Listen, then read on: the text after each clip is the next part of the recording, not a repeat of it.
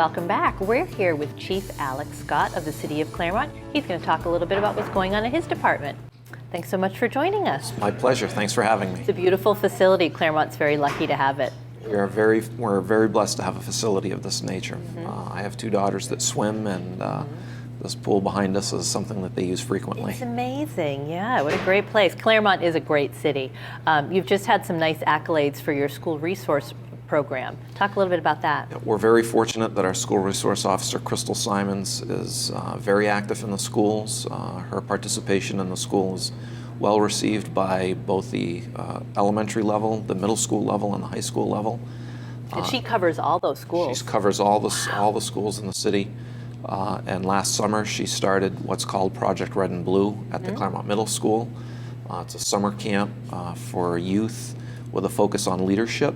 Nice. And through that program, she and her students actually received a proclamation from Governor Hassan outlining her appreciation for the success of the program.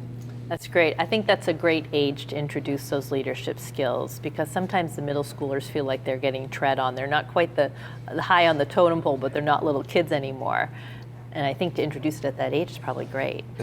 That's the whole thought process behind the project, is to really engage the middle school students and hope that carries them forward through the middle school and then into high school. Right into high school. That's terrific. Good. And then you've got an officer who participates in the cadet program as well. Talk a little bit about that. Sergeant Emily Cobb has been participating as a cadre member at the New Hampshire Cadet Academy every summer for the last several summers. The New Hampshire Cadet Academy is sort of a moderate introduction to paramilitary training, which all police officers in New Hampshire who become full-time certified go through a paramilitary training academy, which currently is up to 16 weeks. And the summer camp is a week-long program for high school students who want to have an opportunity to experience that. And it's a great recruiting tool for law enforcement in general.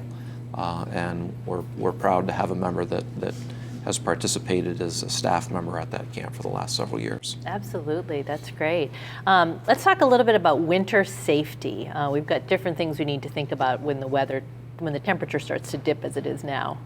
Well, in terms of winter safety, when it comes to driving, some very simple things that are often overlooked is making sure that your vehicle, number one, is cleared of all ice and snow before you take off. We've seen this winter, not necessarily in Claremont, but there's been some news-making stories of vehicles who've had ice fly off of them and impact windshields. Right, the car behind them typically, yes. So number one, making sure that your vehicle is cleared, because most importantly you want to have good vision. It's not unusual to see vehicles driving down the roadway who have not even cleared the ice or the frost from their windshield, and that's very dangerous. Secondly, is making sure that your tires are properly inflated and that you have the right tires for the season. Obviously, snow tires are recommended for the winter time. They have a significant impact on improved traction and therefore improved safety. And certainly making sure that you're not driving around in the wintertime with bald tires. Absolutely. But proper tires, properly inflated. And then the most important thing is driving appropriately for the conditions.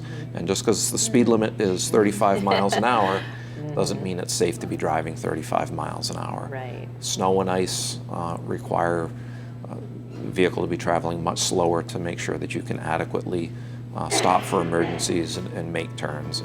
Right. Most of the wintertime driving issues that we see are associated with too much going too fast for the appropriate conditions.